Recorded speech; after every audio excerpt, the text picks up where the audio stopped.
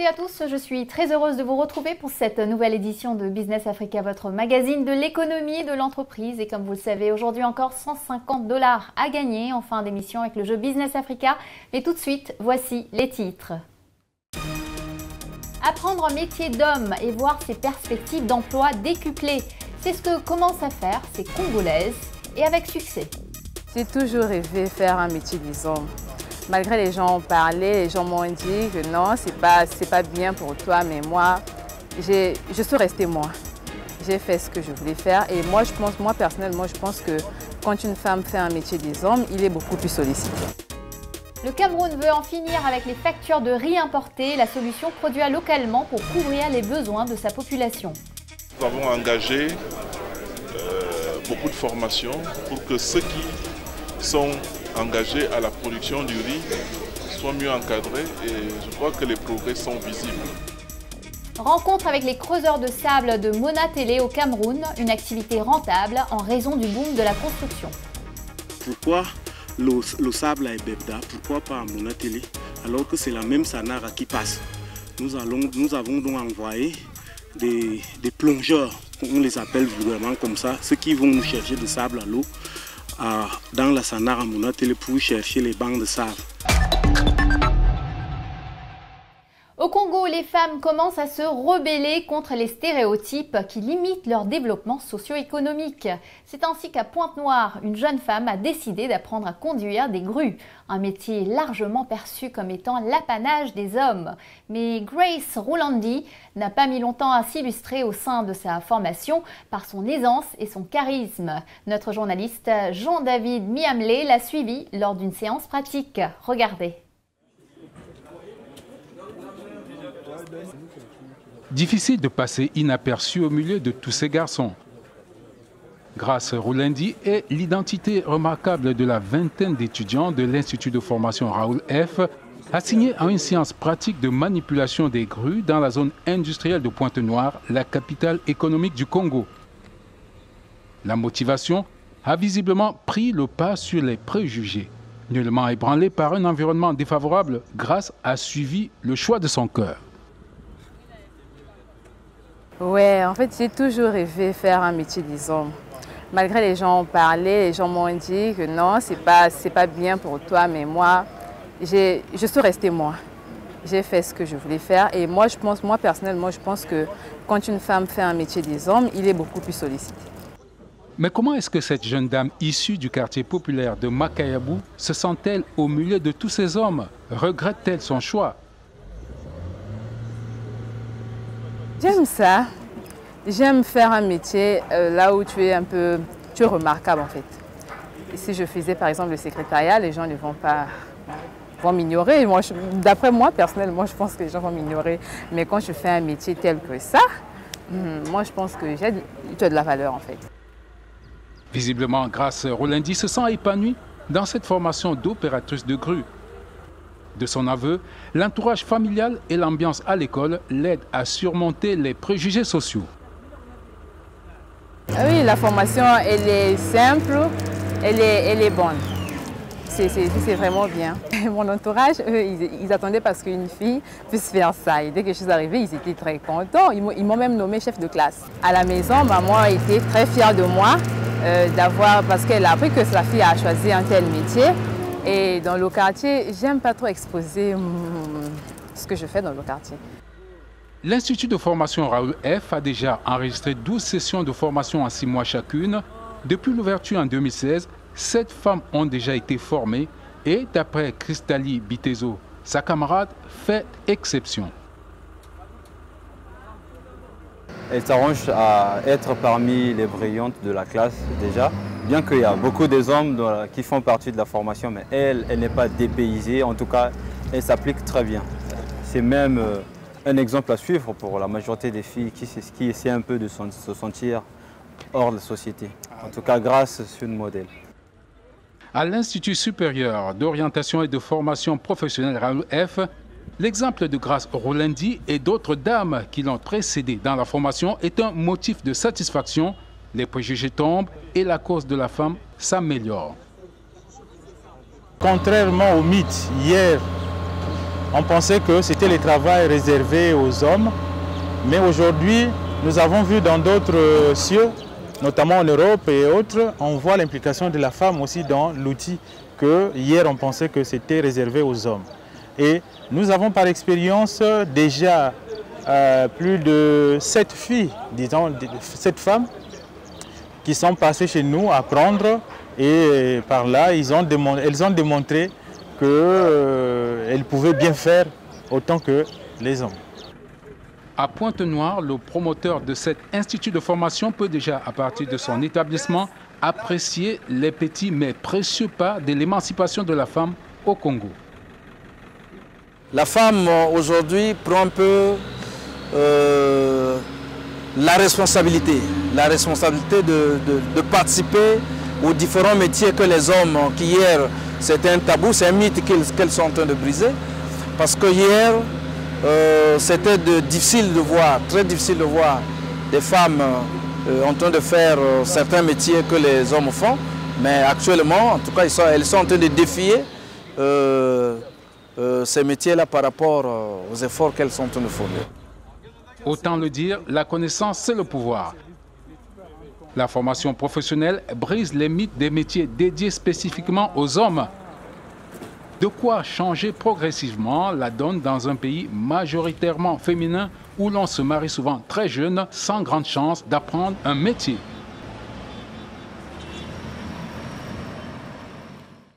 La situation sécuritaire s'aggrave en Afrique centrale et particulièrement le long de la MSR1. Cette route principale, c'est celle par laquelle arrivent tous les biens importés et l'aide humanitaire acheminée en République centrafricaine par voie terrestre depuis le Cameroun. En raison des attaques, plus de 1600 camions entrants, dont 500 de fournitures humanitaires, sont bloqués à la frontière depuis mi-décembre. Un blocage d'autant plus grave que 2 millions de personnes en situation d'insécurité alimentaire dépendent de ces approvisionnements. À Bangui, on note déjà une forte augmentation des prix du manioc, de l'huile, de la viande et du riz. Et dans ce contexte, il est particulièrement rassurant de voir les investisseurs s'intéresser à la sécurité alimentaire du continent. Fatisa, un groupe de capital investissement, a levé 143 millions de dollars pour dynamiser l'offre agricole et agroalimentaire africaine. Le fonds va s'attacher au financement des agripreneurs, des intrants ainsi qu'à la résistance des cultures. L'objectif est de réduire drastiquement les importations agricoles du continent qui ne cessent d'augmenter, et ce, en misant sur les productions locales. L'Afrique de l'Ouest importe chaque année 10 millions de tonnes de riz. Depuis la crise de 2008 et les émeutes de la faim, les États ont mis en place des stratégies de développement de la culture de riz avec des résultats encourageants. Exemple au Cameroun où la production s'est accrue de 2500 tonnes chaque année. C'est un reportage de notre correspondant sur place, Aboubakar Mounchili. Le Cameroun ne sera plus peut-être un pays dépendant du riz importé dans un avenir pas trop lointain. Après les années sombres de la crise économique, le pays a relancé depuis quelque temps sa production du riz. Le Minader s'est donc engagé dans un programme de diversification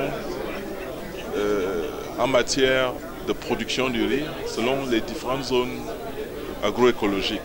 Le Minader, c'est le ministère camerounais en charge de l'agriculture et du développement rural. Depuis 2010, le Cameroun exécute une stratégie de développement de la culture du riz dans le pays. Le gouvernement a même fait de la production et de la consommation du riz made in Cameroun un défi sans précédent. Auprès des populations, ce message passe très bien.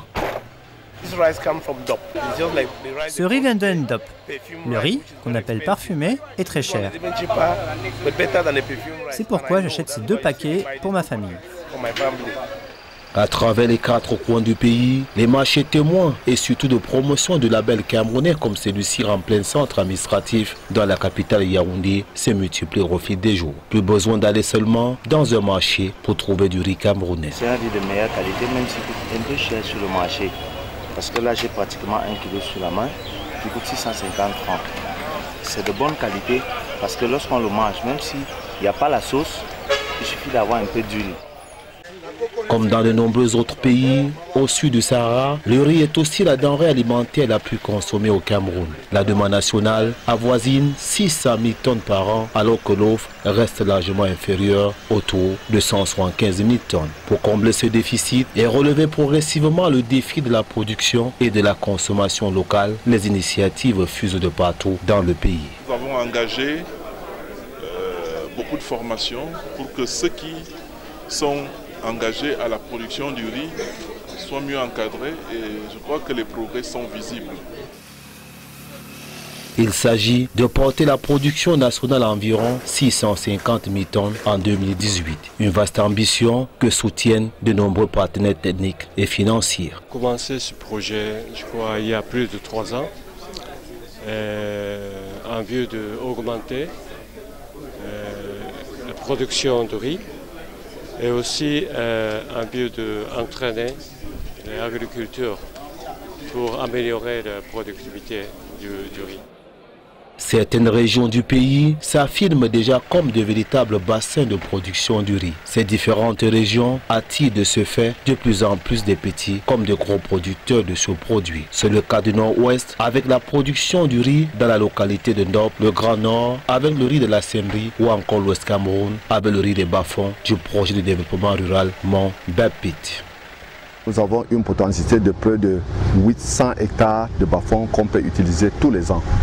Et dans les 800 hectares de bas-fonds, si avec les variétés améliorées telles que le Neri K56 que nous avons trouvé très adapté, n'est-ce pas, dans la zone du Noun, alors on peut avoir 6 à 7 tonnes à l'hectare. Donc il est possible d'enregistrer près de 4000 tonnes de paddy chaque année.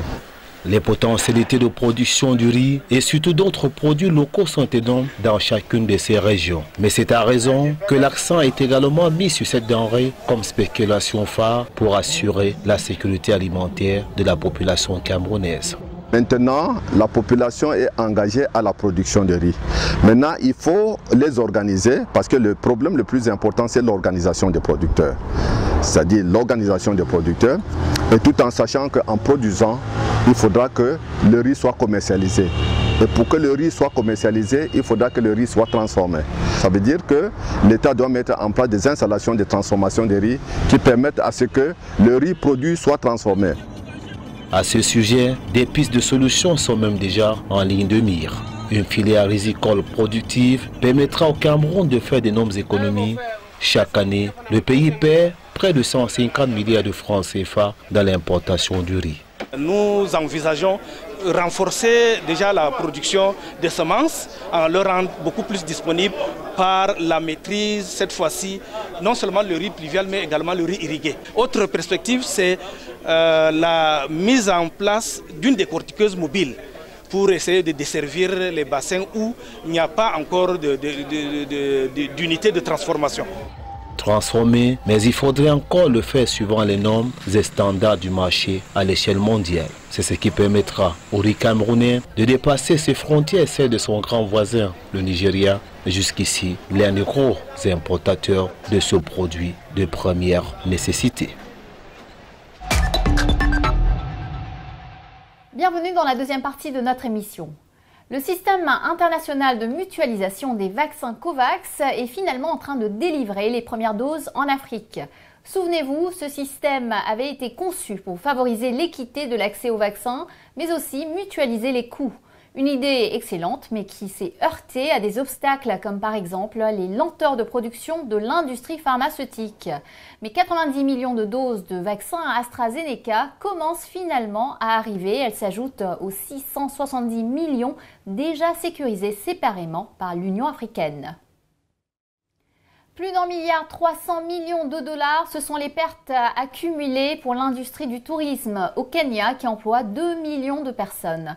Le secteur représente 10% du PIB brut kényan et aurait dû croître d'1% l'an dernier. Les restrictions de vol et les annulations d'hôtels continuent d'avoir des répercussions négatives sur les emplois de la plupart des pays touristiques du continent, ainsi que sur l'équilibre financier des réserves d'animaux sauvages. Dans une étude consacrée à l'évaluation des risques de blanchiment des capitaux et de financement du terrorisme, le Cameroun tire la sonnette d'alarme. Pas moins de 160 milliards de francs CFA seraient des flux illicite liée à la crypto-monnaie, selon les auteurs. Dans leur ligne de mire, le réseau de crypto-monnaie Ambacoin, lancé en 2018 par le mouvement séparatiste anglophone du pays. Le Nigeria voisin s'est aussi alarmé du risque de financement opaque par crypto-monnaie et vient d'interdire les comptes bancaires utilisant ces moyens de paiement alternatifs. Direction le Cameroun pour notre dernier reportage. De nombreux chômeurs n'y ont pas d'autre choix que d'essayer de tirer parti du développement du secteur de la construction en devenant creuseurs de sable. Une activité en plein essor, comme dans cette carrière de sable de Monatélé sur les rives de la Sanaga, qu'a visité notre journaliste Serge Atangana Bissot. Au large, une nuée d'embarcations et sur le rivage, une intense activité de transport du sable. Les rives de la Sanaga à Monatélé, 80 km au nord de la capitale camerounaise Yaoundé, semblent avoir définitivement damé le pion à l'ancien gisement nommé Ebebda sur le même fleuve, non loin d'ici. Depuis avril 2000, c'est un groupe de gens dont je fais partie. Nous avons donc eu l'initiative que pourquoi le sable à Ebebda, pourquoi pas à Monatélé, alors que c'est la même Sanara qui passe. Nous avons donc envoyé des plongeurs, on les appelle vulgairement comme ça, ceux qui vont nous chercher de sable à l'eau dans la Sanara à Monatélé pour chercher les bancs de sable. Chose qu'ils ont faite et ils ont ramené du sable. C'est à partir donc de là, avril 2000, que l'activité commence donc à Monatélé. Les métiers dans une carrière de sable sont divers. Il y a les plongeurs qui repèrent les bancs de sable sous l'eau simplement à la nage et avec un seau comme unique ustensile. Il y a ceux qui le remontent dans la pirogue et l'acheminent vers le rivage. Puis les déchargeurs prennent le relais de la pirogue au sol ferme. Vient ensuite le tour des chargeurs de camions. Ces 4 métiers sont encadrés par un chef dépôt, sorte de contremaître chargé de la gestion des litiges, de la répartition des gains et surtout de la discipline générale. Un chantier comme il en existe plusieurs ici à Monatélé est la propriété souvent d'un citadin fortuné et l'activité de creuseur de sable emploie de plus en plus de jeunes scolaires ou des œuvrés en quête d'un argent qui est souvent très vite dépensé soit dans le marché attenant ou alors dans les plaisirs divers, bière, tabac. 12 heures de travail par jour, de 5h30 du matin à 17h30 dans l'après-midi, 6 jours de carrière dans la semaine. On gagne en moyenne, selon les métiers, entre 500 et 1000 francs CFA par camion chargé et il faut compter environ 7 voyages quotidiens. Je suis marié, j'ai 8 enfants. Ce métier, ça me fait vivre. Je ne peux pas dire que le sable ne fait pas vivre. Je gagne à peu près 5 000 par jour. Ça me permet de vivre avec ma femme et mes enfants. J'ai 2 enfants. Avec ma femme, ça me va. Le sable de Monatélé est, dit-on, d'excellente qualité. Le marché camerounais du bâtiment travaux publics, en pleine expansion, en consomme énormément. C'est du gros grain par rapport à Ebebda. Ça dit que les fabricants, quand on veut fabriquer les parpaings, les pavés, c'est du sable qu'ils ont trop besoin, le gros grain. C'est pour cela qu'il y a trop de camions qui s'amènent à Monatélé pour chercher ça. Ebebda, c'est plus difficile même. C'est plus difficile. Ici, c'est passable. Puisque, bon, vous avez le calvaire, peut-être 50 mètres, vous êtes au goudron. Bon, par rapport à Ebebda, où j'ai fait un tour, c'est des kilomètres pour accéder là où il y a le sable. Là-bas, c'est beaucoup plus difficile. Le gisement, qui a à peine une demi-dizaine d'années d'existence, du fait de son exploitation de plus en plus intense et du volume croissant des transactions, permet de multiplier les activités économiques tout autour. Une fabrique de pirogues en planche a déjà élu domicile dans les environs pour assurer la maintenance des embarcations pour 1000 francs CFA de débourser et en fabriquer de nouvelles. De même, un petit marché s'est-il installé dans la foulée pour le repas des creuseurs de sable. Que dire alors de la pêche qui se fait à l'occasion et où les gens de la capitale viennent se ravitailler en poissons exotiques? La carrière de Monatélé n'est plus tout à fait la chasse gardée des autochtones, la tribu étonne du grand groupe ethnique Beti. Une forte colonie de Moundan du nord Cameroun a suivi l'appel du sable et c'est eux justement qui tiennent le monopole de la plongée sous-marine vers les bancs, le premier geste économique en direction de la fortune. Malheureusement, tout n'est pas rose. La drogue, marijuana, ici est un problème avec les jeux de hasard qui créent parfois des disputes. C'est des choses que moi je voudrais bannir. C'est-à-dire que quand il y a du travail, il faut d'abord faire le travail parce que c'est le travail là qui nous amène ici. Bon, le jambo, ça va amener les gens à faire la faiblesse alors que bon, il faut travailler pour vivre. Les jeux de hasard comme ces cartes baignant dans l'eau et l'usage immodéré des stupéfiants sont les principales plaies du gisement de Monatélé, le nouvel Eldorado des creuseurs de sable. C'est le moment de récompenser les fidèles de Business Africa. À vous de répondre aux questions qui suivent. Si vous êtes tiré au sort parmi ceux ou celles qui auront donné les bonnes réponses, vous gagnerez 150 $. Il s'agit du jeu numéro 545. Tous à vos crayons, écoutez bien les 2 questions qui suivent et bonne chance à vous. Première question. Combien de femmes ont été formées à l'Institut de formation Raoul F de Pointe-Noire? 9, 7 ou 17? Deuxième question. Depuis quand le Cameroun exécute-t-il une stratégie de développement de la culture du riz dans le pays? 2018, 2016 ou 2010? Vous connaissez les réponses, vous pouvez participer dès maintenant en allant sur notre site internet africaonair.com. Répondez aux questions, remplissez bien votre formulaire et bonne chance à vous. Surtout, n'oubliez pas d'indiquer vos coordonnées, nom, adresse, téléphone, mail et le numéro du jeu auquel vous participez avec les réponses, bien sûr. Ce jeu, par exemple, est le numéro 545. Le gagnant recevra 150 $ par mandat. Félicitations, vous avez donné les bonnes réponses de notre émission numéro 541. Le nom de notre gagnant s'affiche à l'écran. Petit rappel. Première question. Combien de réfugiés ont été déplacés pendant la guerre civile en Angola? Réponse, 4 millions. Deuxième question. Combien de pays sont membres de l'OADA? Réponse, 17. Voilà, Business Africa, c'est fini pour aujourd'hui. Je vous retrouve la semaine prochaine, même chaîne, même heure, pour Initiative Africa. En attendant, vous pouvez revoir cette émission sur notre site internet africaonair.com ainsi que sur tous nos réseaux sociaux. N'hésitez pas à liker, partager et commenter en utilisant le hashtag Business Africa TV Show. Prenez soin de vous et à la semaine prochaine.